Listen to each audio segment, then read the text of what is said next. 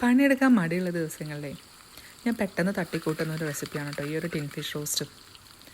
തൈരും ചോറും ഈ ഒരു ടിൻ ഫിഷ് റോസ്റ്റ് ഉണ്ടെങ്കിൽ നല്ല അടിപൊളിയായിട്ട് ചോറ് കഴിക്കാൻ പറ്റും. ചോറിൻ്റെ കൂടെ മാത്രമല്ല, കുബൂസ് ആയാലും പത്തിരി ആയാലും ചപ്പാത്തി ആയാലും പൊറോട്ട ആയാലും എന്തിൻ്റെ കൂടെയും ഈ ഒരു റെസിപ്പി പോകട്ടോ.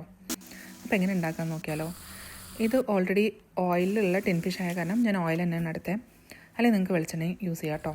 അപ്പോൾ ആദ്യം തന്നെ ഇഞ്ചി വെളുത്തുള്ളിയും പച്ചമുളകും തക്കാളിയും സവാളയും എല്ലാം കൂടി നല്ലോണം വഴറ്റി അതിലേക്ക് മസാലപ്പൊടികളായ മുളക് പൊടിയും മഞ്ഞൾപ്പൊടിയും മല്ലിപ്പൊടി ഇട്ട് കൊടുക്കുക. അതിനുശേഷം ടിൻ ഫിഷ് ഇതിലേക്ക് ഈ മസാലയിലേക്ക് ഇട്ട് കൊടുത്ത് നല്ലോണം അങ്ങ് ഒന്ന് മുരിപ്പിച്ചെടുക്കണേ. പിന്നെ മല്ലിച്ചപ്പും വേപ്പിലയും കൂടെ അങ്ങ് ഇട്ട് കൊടുക്കുക കേട്ടോ. പിന്നെ അടച്ച് വെച്ച് നല്ലോണം ഒന്ന് ആവി ഏറ്റെടുത്ത് കഴിഞ്ഞാൽ സംഭവം സെറ്റായി.